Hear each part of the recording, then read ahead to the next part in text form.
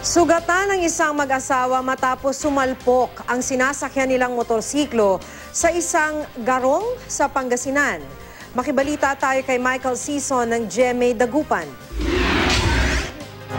Ito ang sitwasyon sa boundary ng Bani at Bulinaw, Pangasinan nang dumating sa lugar ang aming news team.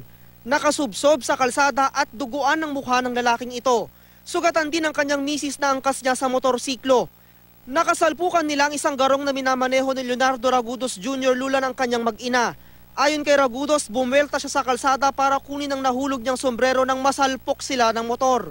Pinapulot ko lang po yung sombrero ko doon, galing siya doon ang bilis.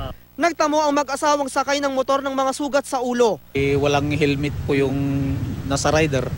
Kaya po yung pagkabagsak po siguro yun ang grumabi sa injury nila po.